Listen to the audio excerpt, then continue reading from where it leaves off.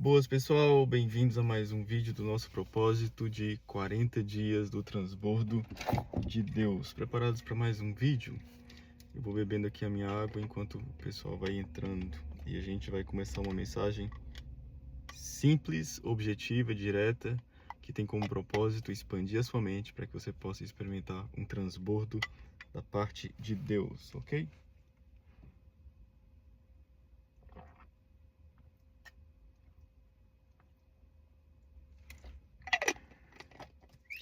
Se esse é o seu primeiro vídeo, considere-se bem-vindo. Você pode assistir até o final, que não vai ficar perdido, porque os vídeos não estão interligados entre si. Então você pode ver esse vídeo, mas eu recomendo que depois, quando acabar, você possa voltar lá no primeiro, no dia 1, e começar a fazer esse propósito desde o início. Eu tenho certeza que você vai experimentar um transbordo da parte de Deus. Hoje eu quero falar com você sobre ainda haver esperança em meio às nossas falhas. Muitas vezes nós somos paralisados por algumas situações que podem acontecer no meio do caminho, situações que fizeram conosco ou situações que nós fizemos. Ou seja, situações que nós sofremos por não ter nenhuma culpa, ou situações que nós fomos culpados e por alguma razão isso gerou algo negativo. E nós vemos isso como algo negativo e tem uma tendência de querer nos paralisar. Eu já vi algumas pessoas que dizem que não querem mais se envolver com nada que se relaciona às coisas de Deus, porque elas não se consideram dignas, elas não se consideram capazes, elas não se consideram mais aptas para buscar a Deus. Elas até utilizam daquele argumento de que um dia elas vão voltar a buscar a Deus com intensidade, mas nesse momento, no presente, ainda não, porque ainda não estão preparadas. É muito comum isso acontecer quando chega o momento ou quando chega próximo ali da idade da pessoa batizar, e quando ela é confrontada ou quando ela é perguntada, né, quando perguntam para ela se ela quer batizar ou não, se a pessoa não estiver muito bem com Deus, ela vai dizer que não está preparada, ela ainda não tem convicção, ela ainda não está pronta. Por quê? Porque na mente dela ainda existem fatores que desagradam a Deus, mas normalmente esse pessoal vai ter uma tendência a ter um pensamento de que elas precisam ser 100% perfeitas para buscar a Deus, quando na verdade nós temos que buscar a Deus da forma que nós estamos e depois, à medida que nós vamos caminhando com Deus, vamos sendo aperfeiçoados por Ele. Deus não espera de nós que a gente seja perfeito, o que Ele espera é que a gente ande em obediência e tenha um esforço para buscá-lo de todo o nosso coração. Nós conseguimos ver alguns exemplos na Bíblia de pessoas que foram consideradas os heróis da fé, e isso está lá em Hebreus capítulo 11. E lá em Hebreus capítulo 11 fala sobre vários heróis da fé. Não sei se você já viu, já leu esse capítulo, mas lá vai falando sobre Sansão, sobre Gideão, sobre várias pessoas que são ou que foram considerados os heróis da fé pelo autor no livro de Hebreus. Mas se a gente for ver apenas essa parte, e talvez se você for novo convertido ou se você não está habituado com o contexto bíblico, com o contexto histórico, e se você ler apenas Hebreus 11, você vai ver que aquelas pessoas aparentemente eram perfeitas, aparentemente eram totalmente santas, porque quando a gente lê, a gente vê apenas o lado positivo, pessoas que pela fé desbarataram exércitos, pela fé derrubaram muralhas, pela fé fizeram isso, pela fé fizeram aquilo. E quando a gente vê Hebreus 11, nós vemos que são pessoas especiais, pessoas que foram consideradas heroínas, heróis da fé. E se formos ver apenas isso, vamos ficar apenas com o lado positivo. Mas, se você for ver a história dessas pessoas, você vai ver que todos precisaram ser aperfeiçoados por Deus. Todos precisaram de um aperfeiçoamento na presença de Deus. Todos se esforçaram para fazer algo na presença de Deus. Olha, um exemplo muito claro disso é Davi. Davi, quando pecou, e no caso de Davi foi bem grave, né? Porque além dele ter cometido adultério, ele ainda fez com que matasse o marido da mulher. Então foi uma coisa assim bem grave. Mas Davi, lá no Salmo 51, versículo 10, diz assim: Cria em mim, ó Deus, um coração puro e renova dentro de mim um espírito inabalável. Ou seja, Davi foi uma pessoa que falhou diante de Deus, diante dos preceitos de Deus, mas era uma pessoa que sabia reconhecer as suas falhas e mudar e ser transformado por Deus. Assim que ele foi ali confrontado pelo profeta Natã, ele já se arrependeu e buscou a Deus. E a Escritura fala que Davi foi considerado um homem segundo o coração de Deus. Olha só, se a gente vê apenas isso, que está lá em Atos diz isso, que Davi foi considerado um homem segundo o coração de Deus. Se nós formos ver apenas essa parte, nós vamos chegar à conclusão de que Davi foi perfeito. A Escritura fala que é melhor o fim das coisas do que o princípio delas. Por quê? Porque no início, no princípio, existem falhas, existem situações em que nós iremos falhar, nós iremos ir aprendendo com Deus. Agora, o que não é normal é continuarmos nos mesmos erros. O que é normal é, ok, falhamos aqui ou ali, mas aprendemos com o erro e não vamos voltar a cometer. Assim como Davi, que se arrependeu e se voltou para Deus e diz: Deus, cria em mim um coração puro e um espírito inabalável. E essa pessoa foi considerada um homem segundo o coração de Deus. Ali em 1 Reis, capítulo 3, versículo 14, a gente vê uma coisa muito interessante. Porque Davi já não estava mais vivo, ou seja, as falhas de Davi já tinham sido cometidas, mas no determinado momento, quando Salomão sonha que Deus estava pedindo para ele, estava dizendo para ele pedir o que ele quisesse, e Salomão então pede sabedoria para governar o povo. E algo interessante, que eu vou abrir aqui um parêntese, que a gente já falou de uma forma anterior, é que Salomão não pediu algo apenas para si, ele pediu pensando nos outros. E está aqui um truque para a gente ser prósperos, para a gente ser próspero, né? Falando de uma forma correta no singular. Está aqui um truque, que é a gente pedir algo para Deus pensando também nas outras pessoas. Lá em Tiago diz que a gente pede, mas pede e não recebe, porque a gente pensa apenas no nosso próprio benefício. Salomão pensou no todo. E porque ele pensou no todo, porque ele pensou em não apenas ter uma bênção, mas ser uma bênção, não apenas ter o suficiente, mas ter um transbordo, de forma que ele pudesse governar bem o povo. Então Deus olhou para ele e o abençoou e o prosperou. Mas algo que eu acho interessante nessa passagem é que a resposta de Deus para ele foi justamente essa, dizendo que Deus não iria dar apenas o que ele pediu, mas até aquilo que ele não pediu ia prosperá-lo de uma forma sobrenatural, desde que ele andasse nos caminhos do Senhor, assim como seu pai Davi. E o que a gente acha interessante nisso é que, se a gente vê apenas essa parte, que é o final e não o princípio, nós vamos chegar à conclusão de que o pai de Salomão foi perfeito. Afinal de contas, Deus está dizendo: se você andar nos meus caminhos assim como o seu pai andou, então eu vou te abençoar. Isso quer dizer que o seu pai andou nos meus caminhos, o seu pai agradou meu coração, o seu pai andou em obediência a mim.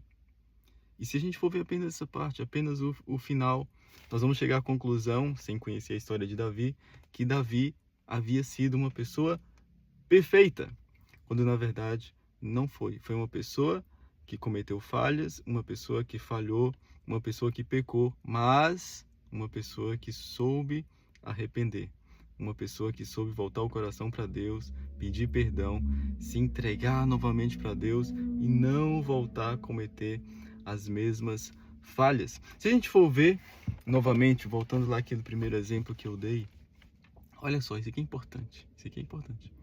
Se a gente for ver os exemplos dos heróis da fé, nós vamos ver que todos tinham algum tipo de falha. E eu selecionei aqui um pequeno texto que eu encontrei na internet. Dessa vez eu tenho que ler, é a primeira vez que eu vou ler. Não dá para decorar isso aqui tudo, ok, pessoal? Eu vou dizer aqui para você, olha, Jacó era trapaceiro, Pedro genioso, Davi foi infiel, Noé se embriagou, Jonas fugiu de Deus, Paulo era um assassino, Gideão estava inseguro, Marta estava angustiada, Tomé era incrédulo, Sara era impaciente, Elias estava deprimido na caverna, lembra? Moisés gaguejava, Zaqueu era pequeno, Abraão era velho e Lázaro estava morto. Ou seja, muitas vezes, voltando àquele primeiro exemplo que eu dei, muitas vezes a gente tem aquela perspectiva daquelas pessoas do batismo, lembra? De olhar para as nossas vidas e pensar, não existe solução. Eu não sou perfeito, eu ainda não consegui ser perfeito, então eu nem sequer vou orar, eu nem sequer vou buscar Deus, eu nem sequer vou ler a Bíblia, porque eu não sou digno. Mas a nossa perspectiva tem que ser essa daqui, de lembrar que os grandes homens e mulheres de Deus, os heróis da fé, mencionados como heróis da fé na própria Bíblia, foram pessoas que antes falharam. Pessoas que andaram não em completa perfeição diante de Deus, mas pessoas, seres humanos, que quando falharam, reconheceram seus erros e se voltaram para Deus. A Bíblia diz que se alguém pecar, nós temos advogado fiel e justo diante de Deus para nos perdoar os pecados e nos purificar de toda injustiça, porque a nossa justiça é Jesus. Lá em Colossenses, capítulo, deixa eu ver onde é que eu coloquei aqui, capítulo 1, versículo 7, diz que Cristo em nós, a esperança na glória. Cristo em nós, a esperança na glória. Então, a nossa justificação, a nossa vida precisa estar firmada em Jesus.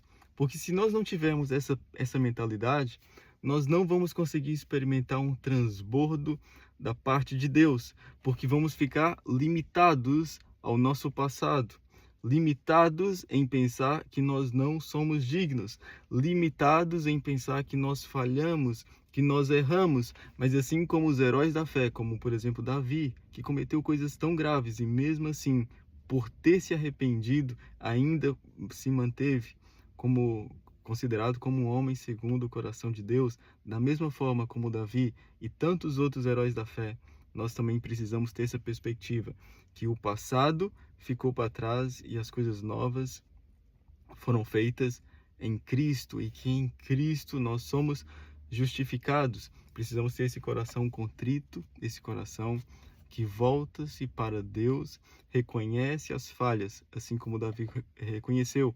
Davi poderia ter sido confrontado pelo profeta e dizer assim, eu é que mando, eu é que sou o rei, quem é você para tentar falar alguma coisa comigo? Isso é mentira.